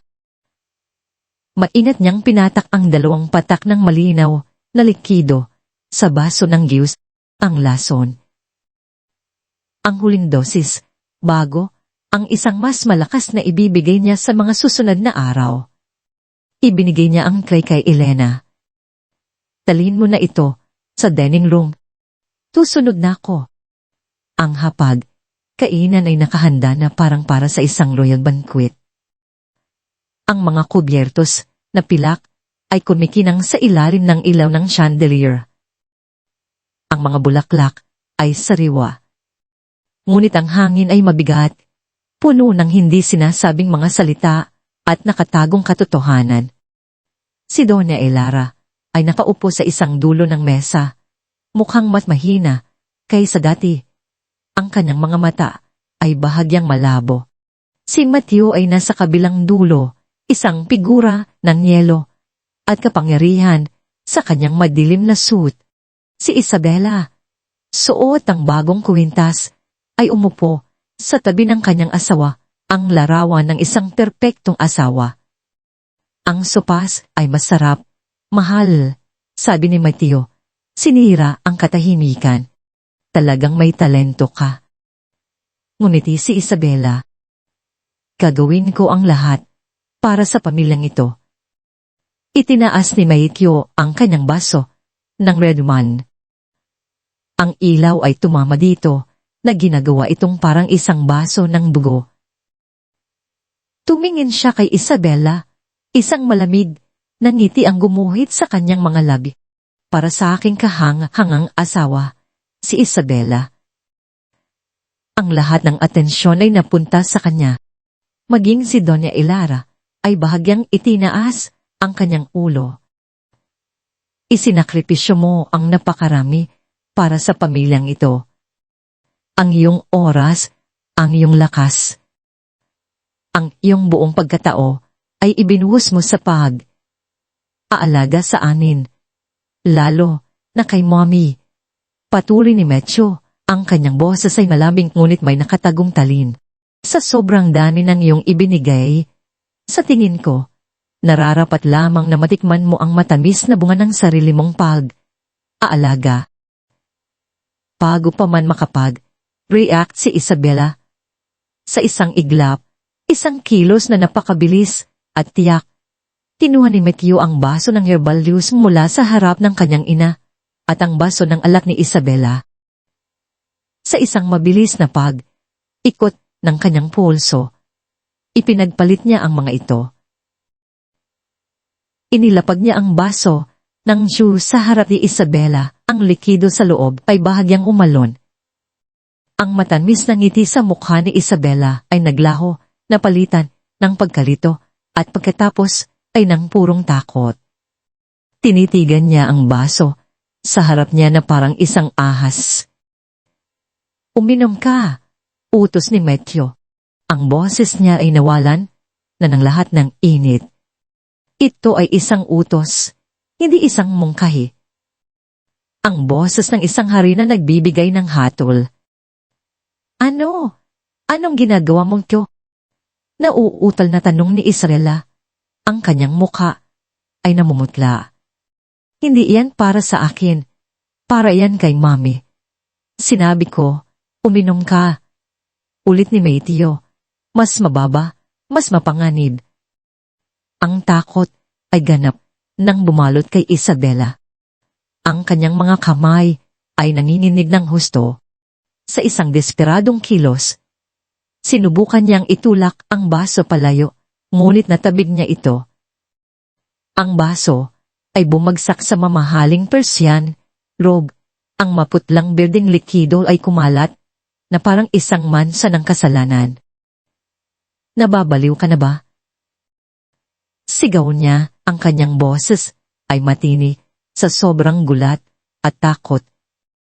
Tumayo siya. Ang kanyang upuan ay tumungma sa likod niya.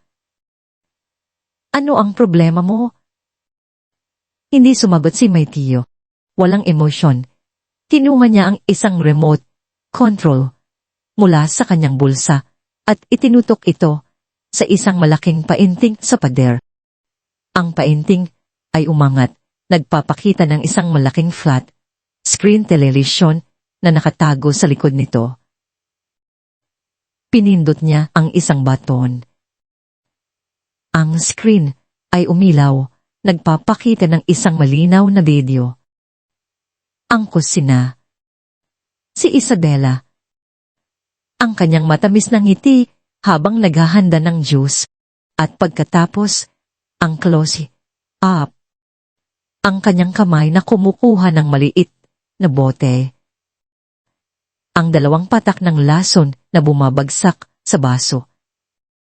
Ang bawat kilos ay malinaw, hindi maikakaila, na naitala mula sa tatlong magkakaibang anggulo. Ang hangin ay tila nawala sa silid. Si Isabela ay napako sa kanyang kinatatayuan, ang kanyang bibig ay nakabukas sa isang tahimik na sigaw ng pagkaro. Ang ebidensya ay absoluto. Ang bitag ay perpekto. Tumingin siya kay Metyo, ang kanyang mga mata ay puno ng pagkamuhi at desperasyon. Ang pagkukunwari ay tapos na. Ang maskara ay bumagsak. Bigla, isang nakakakilabot na tawa ang kumawala sa kanyang mga labi. Isang tawa na walang saya, puno ng kabaliwan at kapaitan.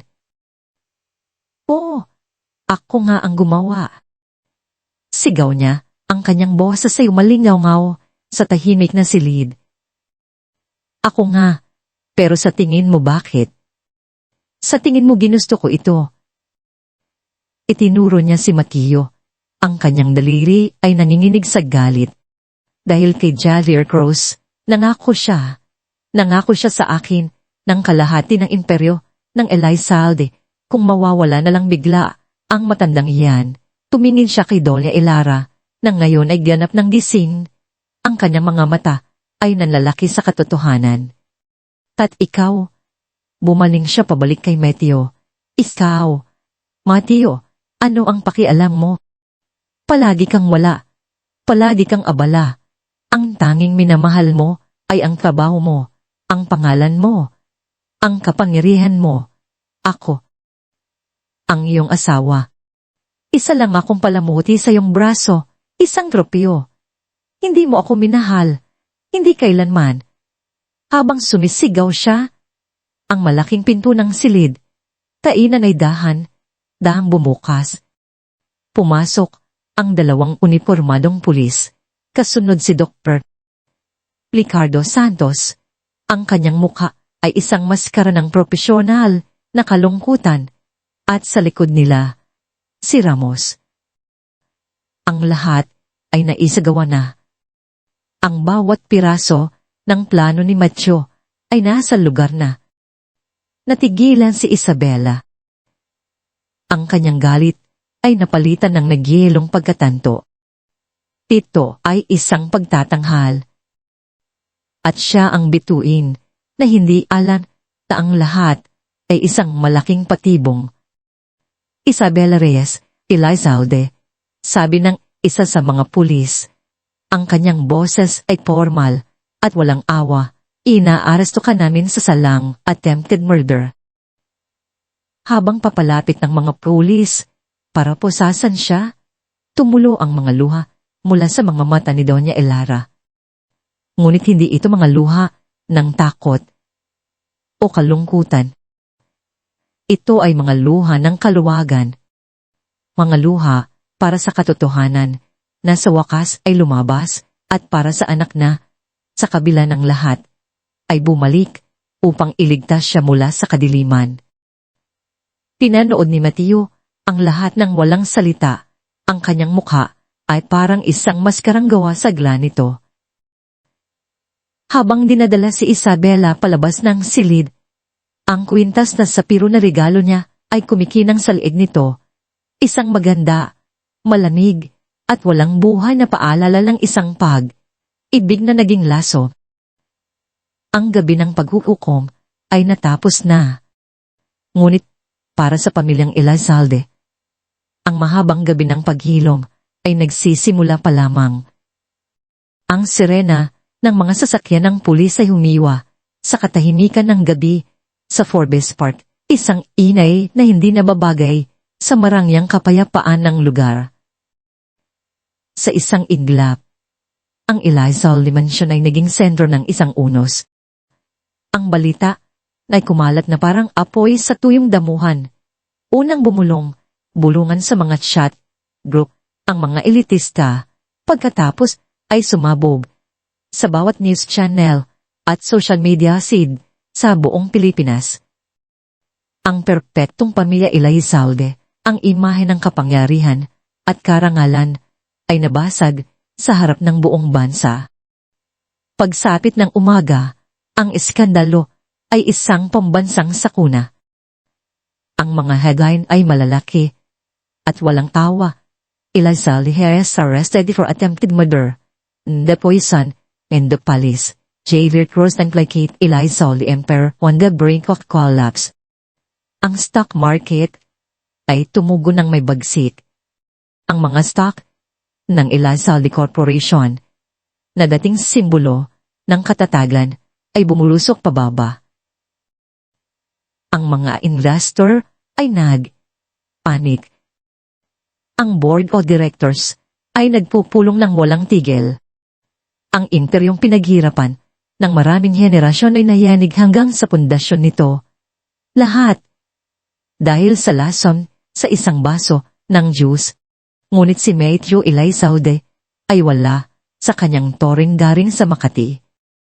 Wala siya sa boardroom, nakikipaglaban sa mga numero at takot. Siya ay nasa isang tahimik, puti at sterile na silid sa Lux Medical Center.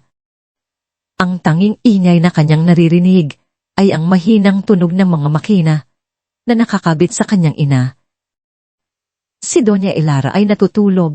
Ang kanyang mukha ay payapa sa unang pagkakataon sa loob ng maraming buwan, habang ang mga Edrit ay dahan Dahang nililinis ang lason sa kanyang sistema.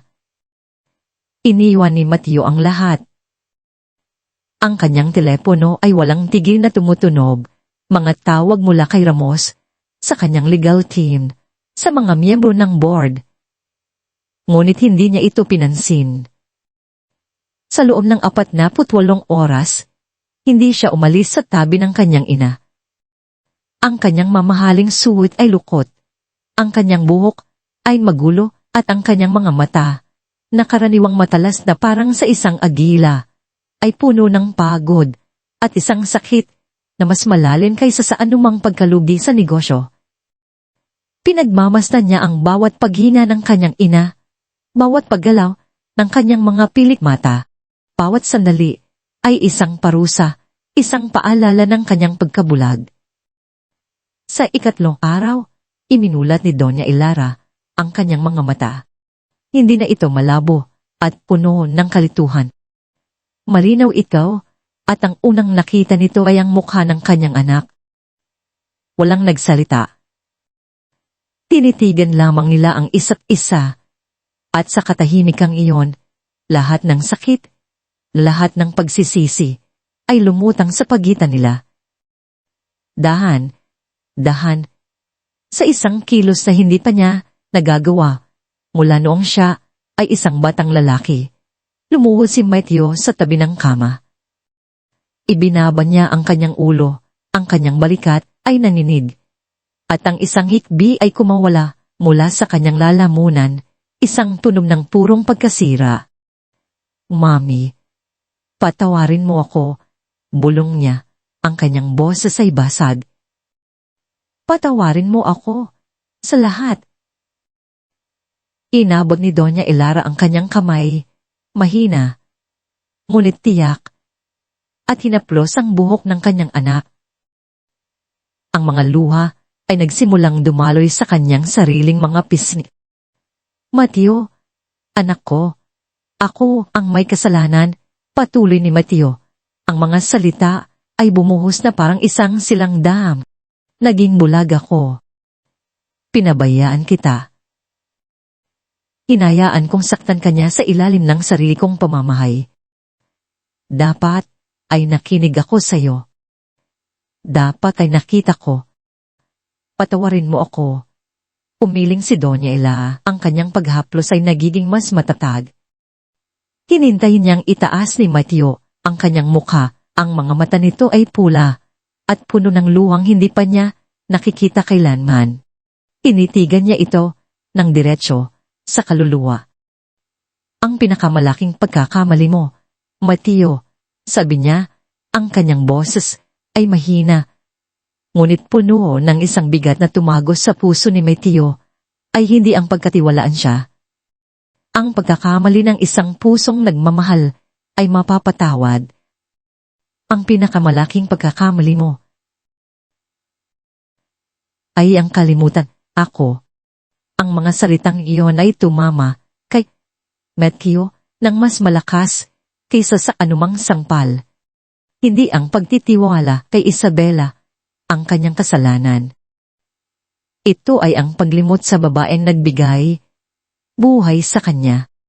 Sa paghabol niya sa kapangyarihan, sa pagtatayo ng isang imperyo, sa pagbuo ng isang perpetuong buhay kasama ang isang babaeng huwad, nakalimutan niya ang kanyang pundasyon, ang kanyang unang pag-ibig, ang kanyang ina. At sa paglimot, ngayon, halos mawala ito sa kanya magpakailanman. Niyakap niya ang kamal ng kanyang ina at idinikit ito sa kanyang noo. Inayaan ang kanyang mga luha na dumaloy ng walang pigil. Sa sandaling iyon, hindi siya si Mateo Elizalde, ang CEO. Siya ay si Tio, ang anak na lalaki, na sa wakas ay umuwi. Ang paghilom ay nagsimula hindi sa pamamagitan ng mga gamot, kundi sa kapatawaran na matagal nang dapat ibinigay. Kinabukasan, isang bagong Mateo Elizalde ang lumabas mula sa ospital. Ang pagod ay naroon pa rin, ngunit ang pag-paalinlangan ay napalitan ng isang bakal na determinasyon. Ang unang taong ipinatawag niya sa kanyang study sa mansyon, na ngayon ay tahimik na parang isang libingan, ay si Elena. Pumasok si Elena, nakayuko, ang kanyang mga kamay ay nanginginig pa rin. Senyorito, tumayo si Mateo mula sa kanyang silya at lumapit sa kanya, isang kilos na ikinagulat ni Elena.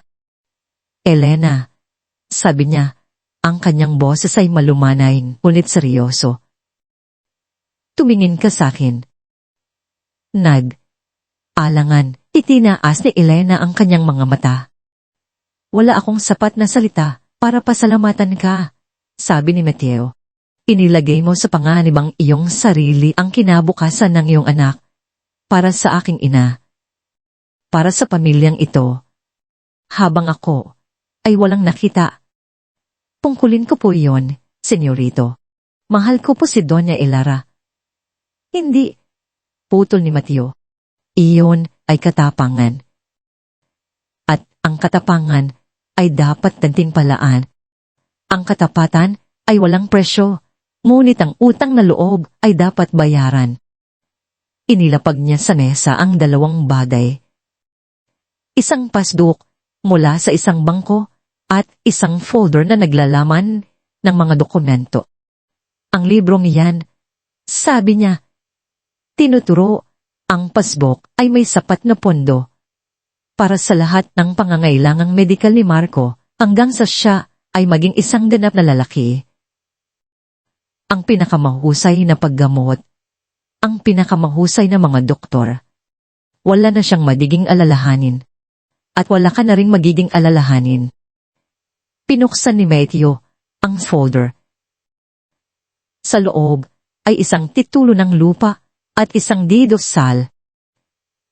Ito ay isang bahay sa isang subdivision sa Quezon City. Malapit sa ospital ni Marco, mayroon itong maliit na hardin. Ito ay sa iyo na. Nakapangalan sa iyo. Napatitig si Elena sa mga dokumento, ang kanyang mga mata ay nanlaki sa hindi paniniwala. Ang mga luha ay nagsimulang mamuo. Senyorito, hindi ko po ito matatanggap. Sobra po ito. Hinawakan ni Mateo ang kanyang balikat. Tanggapin mo ito, Elena. Hindi ito bayad. Ito ay pasasalang. At isang paumanin mula sa akin dahil hindi ako nakinig kaagal. Mula ngayon, hindi ka na isang kasambahay sa pamilyang ito. Pamilya ka na namin. Ang mga salitang iyon, higit pa sa pera o sa bahay, ang nagpaiyak kay Elena. Ang pagkilala, ang paggalang. Sa wakas, ang kanyang katapatan ay nagbunga ng higit pa sa kanyang inaasahan. Matapos nito, ang malumanay na si Mateo ay naglaho. Ang pumasok sa Elizalde Tower kinahaponan ay ang hari na nagbabalik upang bawiin ang kanyang kaharian.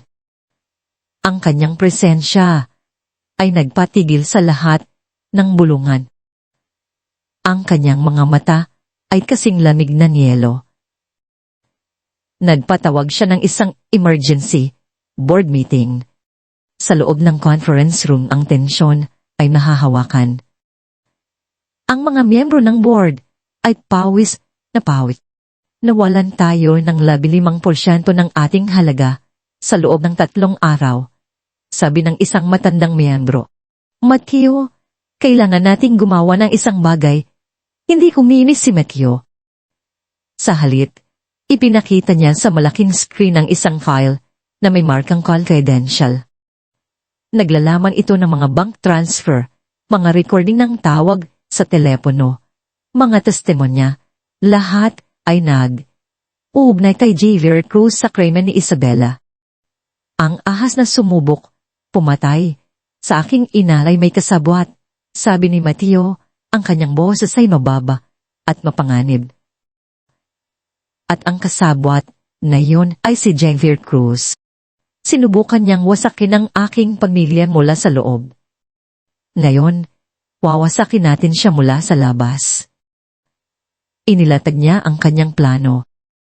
Hindi ito isang simpleng depensa. Ito ay isang deklarasyon ng digmaan. Gamit ang ebidensya bilang panakot at ang napakalaking yaman ng Elizalde bilang sandata, inilunsad ni Matthew ang isang all-out corporate assault. Pinili niya ang mga utang ng kumpanya ni Cruz. Inalok niya ng mas magagandang deal ang mga kasosyo nito. Pinabagsak niya ang presyo ng mga produkto nito. Pinalabas niya sa media ang mga impormasyon tungkol sa mga ilegal na gawain ni Cruz. Ito ay isang atake na mabilis, brutal, at walang awa. Sa loob ng isang linggo, ang Cruz conglomerate ay naghihinalo. Sa loob ng 2 linggo ito ay bangkarote. Sa 3 linggo, walang nagawa si Javier Cruz kundi ibenta ang natitirang abon ng kanyang Imperial Sanad. Isang taong handang bumili nito, si Matthew Elizalde.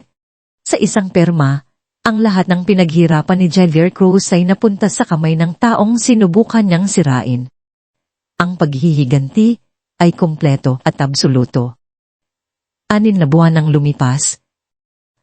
Ang ballroom ng Grand Elizalde Hotel ay puno ng mga pinakamakikinang na pangalan sa lipunan, politika, at negosyo. Ngunit ang gabi ay hindi tungkol sa kanila. Ito ay tungkol sa isang bagong simula. Ito ang opisyal na paglulunsad ng The Elara Foundation, isang organisasyong nakatuon sa pagbibigay ng tulong legal at medikal sa mga matatandang biktima ng pang-aabuso. Sa entablado, nakatayo si Doña Elara Elizalde. Ang kahinaan ay nawala na. Ang kanyang buhok ay maayos na nakapusod.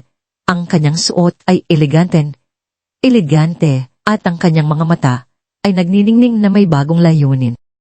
Siya ang reyna na muling nabawi ang kanyang trono, hindi sa pamamagitan ng yaman, kundi sa pamamagitan ng katatagan. Ang kadiliman ay maaaring dumating sa ating buhay sa mga paraang hindi natin inaasahan, sabi niya sa mikropono. Ang kanyang boses ay malinaw at matatag. Maaari itong magbalat kayo bilang ibig, bilang aalaga. Ngunit ang pinakamahalagang aral na natutunan ko ay ito, kahit sa pinakamadilim na gabi, palaging may darating na bukang liwayway. Ang pundasyong ito ang aming bukang liwayway. Isang pangako na walang sinuman ang dapat maranasan ng kadilimang iyon ng iisa. Sa hanay ng mga manonood, nakatayo si Matthew sa tabi ni Elena. Nakasuot siya ng isang perpektong gupit na suit, ngunit ang kanyang tindig ay iba na. Hindi na ito ang malamig at mayabang na tindig ng isang mananakop. Ito ay ang tahimik na lakas ng isang tagapagtanggol. Pinanood niya ang kanyang ina nang may paghanga at pagmamahal na hindi na niya kailangang itago. Naramdaman niya ang isang bahagyang paggalaw sa kanyang tabi at nakita niya si Elena na pinupunasan ng isang luha. Mumiti si Matthew at marahang inilagay ang kanyang kamay sa balikat nito, isang kilos ang pamilya at pasasalamat. Natutunan niya ang pinakamahalagang aral. Ang tunay na kapangyarihan ay hindi nasusukat sa dami ng mga gusaying iyong itinayo o mga kumpanyang iyong pag-aari. Ang tunay na kapangyarihan ay nasa kakayahang protektahan ang mga taong iyong minamahal. Ang malakas na palakpakan ay umalingaw-ngaw sa buong ballroom. Sa labas, ang mga huling sinag ng papalubog na araw ay nagbigay daan sa mga ilaw ng lungsod. Ngunit para sa pamilyang Elizalde, hindi ito ang katapusan ng isang araw. Ito ang simula. Ang tunay na bukang liwayway matapos ang isang napakahabang gabi.